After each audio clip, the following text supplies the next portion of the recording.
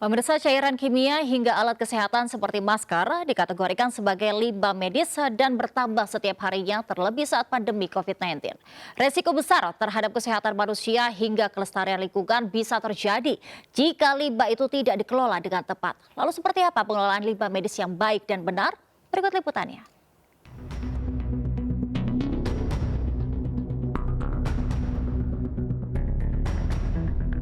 Limbah medis kerap menjadi isu lingkungan yang terus memprihatinkan.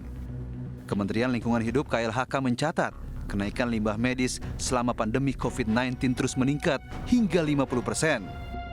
Secara nasional, Ombudsman RI pun juga mencatat limbah medis mencapai 138 ton per hari.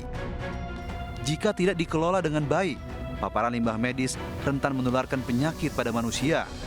Pengelolaan limbah bahan berbahaya dan beracun dari fasilitas layanan kesehatan seperti puskesmas, klinik, dan rumah sakit wajib dikelola dengan baik.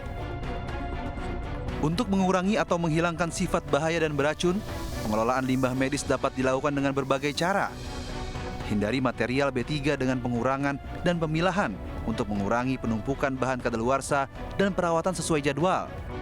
Pisahkan dan wadahi sesuai jenis dan karakternya.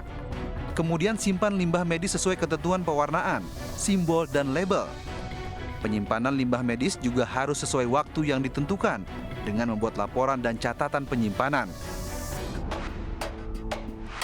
RSUD Cibinong menjadi salah satu rumah sakit yang mengelola limbah medis tahap pertama secara mandiri.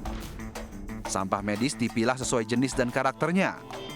Limbah cair diurai dengan sistem instalasi pengelolaan air limbah atau IPAL. Dan limbah padat dibakar untuk meminimalisir resiko infeksi. Namun abu hasil pembakaran limbah medis ini masih harus dikelola agar tidak mencemari lingkungan. Pihak rumah sakit pun menyerahkan pengelolaan ini kepada perusahaan pengolahan limbah.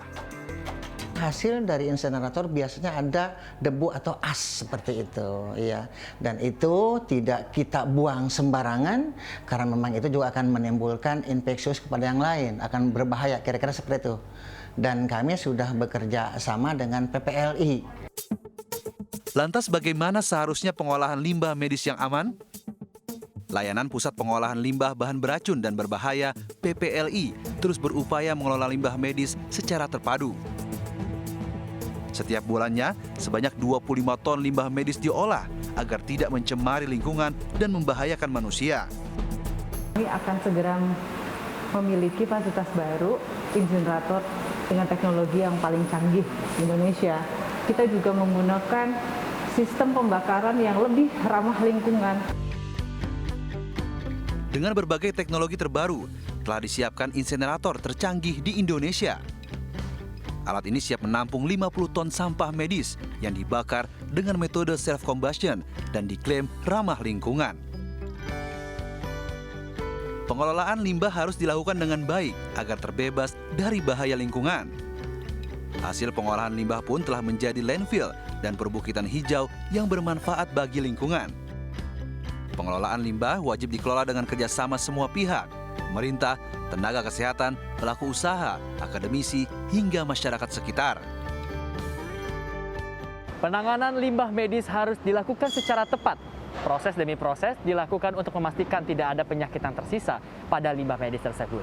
Anda juga bisa menjadi bagian dari hal ini, dimulai dari membuang sampah medis Anda seperti masker dengan memilahnya dari sampah-sampah lain. Dari Jawa Barat, Bayu Pradana, Panji Saputra, dan Sugi Cahyadi, Anyus melaporkan.